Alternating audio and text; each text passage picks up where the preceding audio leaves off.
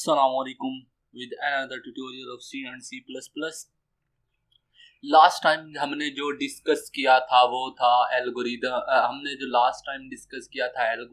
Pseudo code and flow chart. तो आज हम बेसिकली हम शुरू करने जा रहे हैं प्रोग्रामिंग। अब हमारी जो प्रॉपर कोडिंग होने वाली है शुरू वेरिएबल्स। आज जो हमने कवर करना है वेरिएबल्स को कवर करना है प्रेसिडेंसी लेवल। तो आज होगा ये कि मैं कभी स्लाइडों पे फिर रहा हूँगा, कभी मैं कहीं जा रहा हूँ, यानी कि मैं कंपाइलर पे जाके आपको दिखा रहा हूँगा। तो वो आपने थोड़ा सा कंसंट्रेट करना है। अब थोड़ा सा टिपिकल टास्क शुरू हो जाने वाला है। तो first of all we have to define what is variable. We have to define what is variable. Variable is nothing, only a location in memory। एक ऐसी लोकेशन है मेमोरी में जिसका अपना एड्रेस है और उसके अंदर हम कोई चीज स्टोर करवा सकते हैं, यानी कि location in memory where a value can be stored.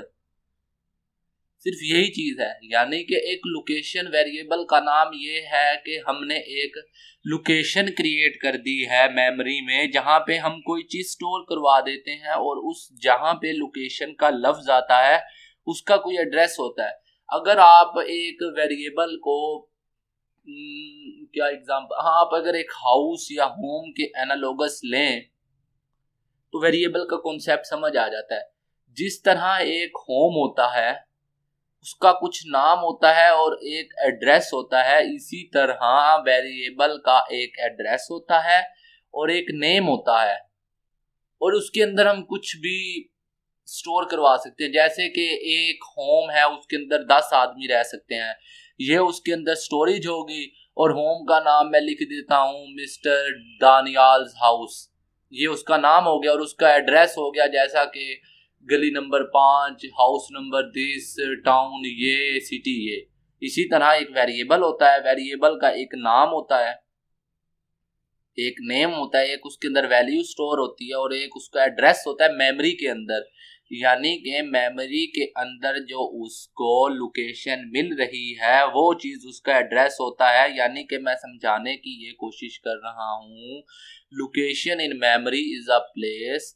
ये वेरिएबल सिर्फ एक वो चीज है जिसकी एक प्रॉपर लोकेशन है मेमोरी के अंदर और उसके अंदर हम कोई चीज स्टोर करवा सकते हैं, बस ये चीज है। यानी कि एक ब्लॉक है पड़ा मेमोरी के अंदर, एक इस तरह की एक लोकेशन होगी, उसके अंदर हम कुछ स्टोर करवा सकते हैं और उस वेरिएबल का कुछ नेम होगा और एड्रेस होगा जिससे हम उसे एक्सेस कर सकते हैं।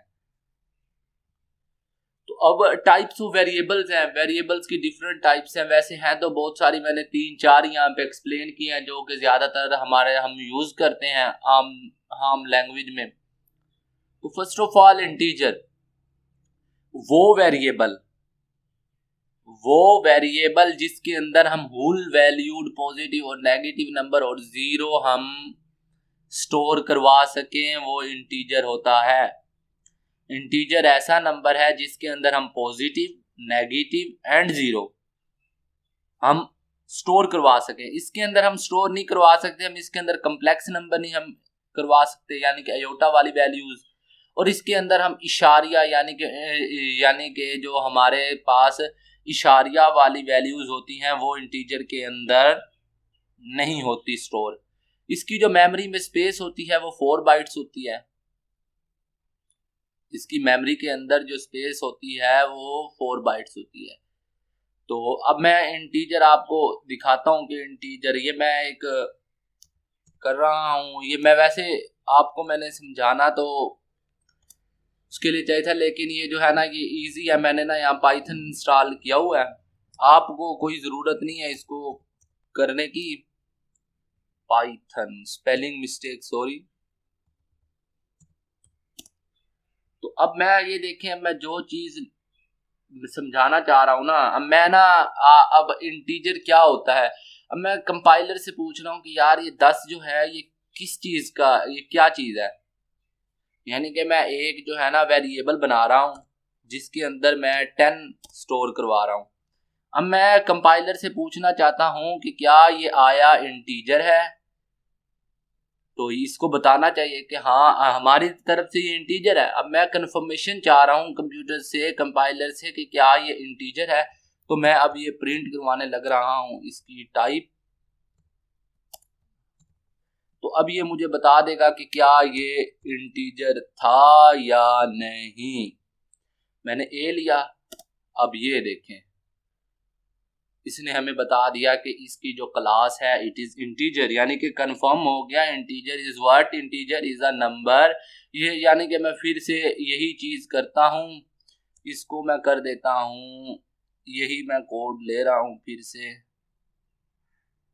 रुके, इसका सिंपल सा है, कंट्रोल सी। अब मैं जो है ना यहाँ पे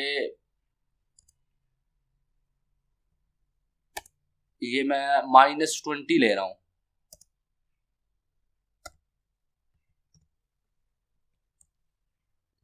हमारे दोनों पॉइंट्स क्लियर हो जाएंगे। क्या -20 इंटीजर है? यस इट इज इंटीजर, यानी कि पॉजिटिव और नेगेटिव भी इंटीजर, -20 भी इंटीजर।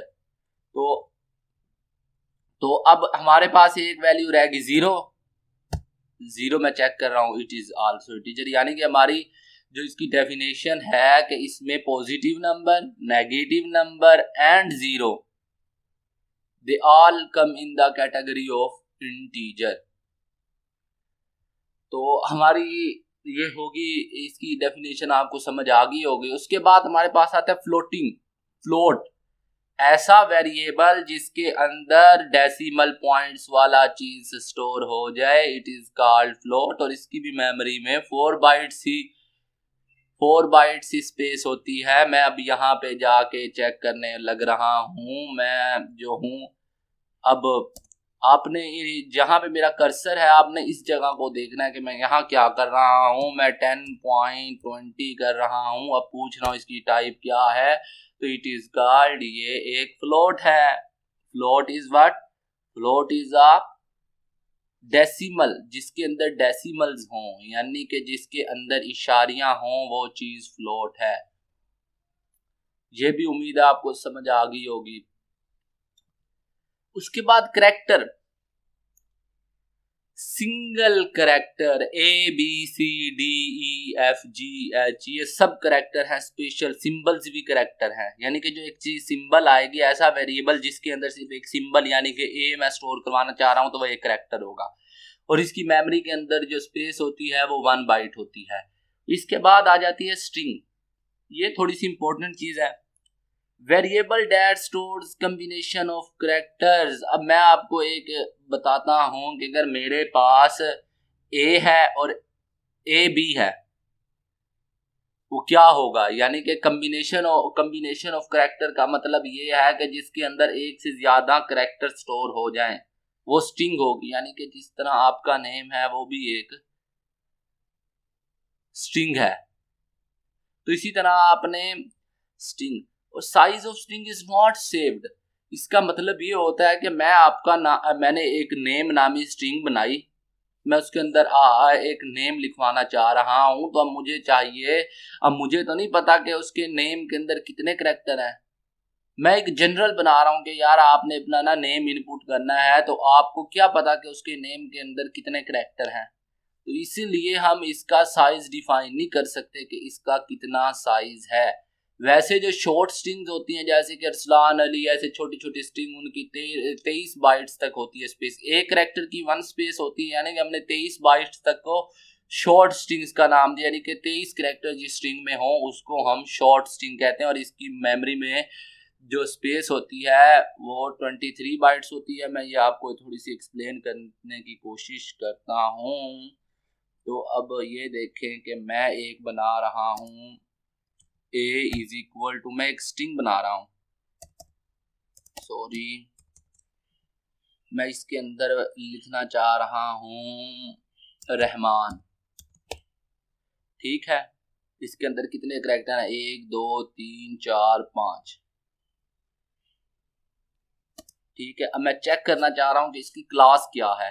ये देखिए कॉम्बिनेशन ऑफ करैक्टर है ना, एक करैक्टर नहीं है, कॉम्बिनेशन ऑफ करैक्टर है। हमारे मुताबिक ये स्ट्रिंग है, लेकिन देखते हैं कंपाइलर क्या कहता है इसे, तो हमें समझ आ जाएगी। Compiler is asking it is a string. मैं अगेन एक काम करने लग रहा हूं, मैं एक वेरिएबल बनाता हूं b। तो इसके अंदर मैं करता हूं 1 2 3। ये क्या है? आपको ये एक इंटीजर नजर आ रहा है, लेकिन ये कॉम्बिनेशन ऑफ कैरेक्टर है। ये डबल इन्वर्टेड कोमास का मतलब है कि इसके अंदर एक हमने स्ट्रिंग दी है। तो मैं चेक करता हूँ, शायद मेरी कोई मिस्टेक हो भाई, शायद सच में ही ये कैरेक्टर हो, इंटीजर हो। नहीं नहीं, मुझे नहीं लगता कि, क्योंकि ये स्ट्रिंग है। स्ट्रिंग को हम डबल इन्वर्टेड कोमास के अंदर लिखते हैं C++ में। तो उसके अलावा मैं एक और बना रहा हूं, C is equal to A12। ठीक है, मैं फिर इसको कंट्रोल V करके मैं C की टाइप प्रिंट करवाने की कोशिश कर रहा हूं। Again it is asking it is string, यानी कि string is a combination of character that simple, there is no science behind this, only it is a combination of characters you have seen। तो अब उसके बाद बूल आ जाता है, variable that store boolean data type. Boolean data type का मतलब ये होता है कि ट्रू या फॉल्स, 1 या 0। It is called bool. Boolean algebra आपने पढ़ी होगी, तो बूल में सिर्फ ट्रू और फॉल्स वाली होती है और इसकी मेमोरी में सिर्फ स्पेस होती है 1 bite.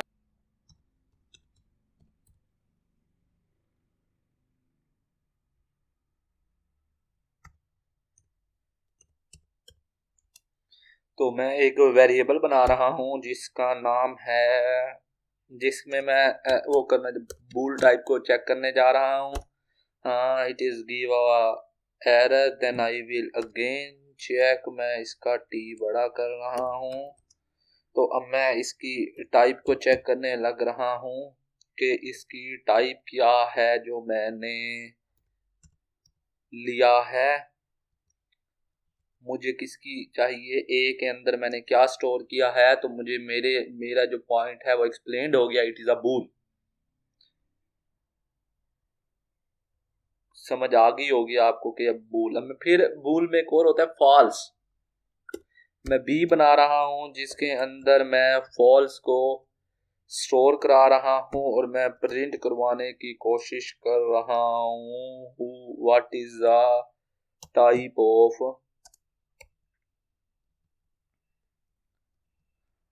Of B. It will also be definitely B, it also be definitely bool. ये देख लें, आपको बूल है। तो उम्मीद है आपको ये समझ आ गई होगी। तो ये बूल हमारा जो होता है ट्रू और फॉल्स स्टोर करते हैं कि ये फॉल्स है, ट्रू है, रिटर्न करवाते हैं 1 या 0। ऑपरेटर्स आ जाते हैं कि हम इसके अंदर ऑपरेटर्स कौन कौन से यूज होते हैं, यानी कि ऑपरेटर्स कहते हैं ऑपरेंड्स। ऑपरेंड मीन जमा, नफी, माइनस, इज इक्वल टू, ये इन चीजों का नाम ऑपरेटर है। तो कुछ बेसिक ऑपरेटर्स हैं, प्लस, माइनस, ये मल्टीप्लिकेशन के लिए होता है, ये डिवाइड के लिए होता है, और ये आ जाता है हमारा, ये होता है कंडीशंस चेक करने के लिए, एंड, और ये और कंडीशन है। अगर आपने फिजिक्स पढ़ी है तो आप बहुत बहुत हद तक इससे वाकिफ होंगे। एंड ऑपरेटर कौन सा होता है और ये और ऑपरेटर कौन सा होता है। ये लेस देन और ये है पड़ा ग्रेटर देन। नॉट इक्वल, यहाँ पे हम मल्टीपल कंडीशन चेक कर रहे हैं, यहाँ पे ये होता है नॉट इज इक्वल का, ये साइन है नॉट इज इक्वल का, ये है equal to equal, and it is equal, and it is greater than और इक्वल। यहाँ हम मल्टीपल कंडीशन चेक कर रहे हैं। यहाँ पे हम ये भी कर सकते हैं लेस देन एंड इक्वल। और एक और होता है हमारे पास मॉडुलस, ऐसे परसेंटेज की तरह का होता है। वो हम जब आगे अगला लेक्चर आएगा उसके अंदर मैं आपको बड़ी डिटेल के साथ आपको एक्सप्लेन करूंगा कि व्हाट इज मॉडुलस। तो इसके बाद आ जाता है presidency operation in expression that contain more than operator, यानी कि इसके अंदर प्रेसिडेंसी कहते हैं कि कौन सी चीज पहले एवेलुएट होगी। यानी कि हमारे पास एक क्वेश्चन आ जाता है a जमा b minus c multiplied by d divide by a, तो अब हमें क्या पता कि जमा कैसे पहले होगा या माइनस पहले होगा या मल्टीप्लाई पहले होगा या डिवाइड पहले होगा। तो हमने एक प्रेसिडेंस बनाई हुई है, प्रेसिडेंस कौन सा पहले इवेलुएट होगा। तो ये देखें, सबसे पहले हमारा कोई भी क्वेश्चन आ जाए, हम ब्रैकेट्स को इवेलुएट करते हैं, उसके बाद लेफ्ट टू राइट चलता है, हमारा लेफ्ट टू राइट होता है और हम इसके अंदर करते हैं पहले multiplication, then divide, then modulus, then addition, then subtraction, then less than, ये वाली कंडीशन चेक होगी, उसके बाद ये वाली, सबसे एंड में ये, यानी कि सबसे प्रेसिडेंस जो है बड़ी ब्रैकेट्स की है, देन लोएस्ट जो है प्रेसिडेंस है वो इज इक्वल की है। तो ये वाले आपने साइन थोड़ा सा गौर से देखने हैं, ये वाला जहां पे मेरा कर्सर जा रहा है, ये बहुत से आपको एक्सप्रेशंस के अंदर यूज होंगे, आपके बहुत से क्वेश्चंस के अंदर यूज होंगे। आपके पास मैंने एक इजी से सैंपल क्वेश्चन है, अब आप ना इसमें कंफ्यूज हो गए, जनरल सा क्वेश्चन है, इसके अंदर 5 2 से पहले मल्टीप्लाई होगा या 5 4 से पहले डिवाइड होगा।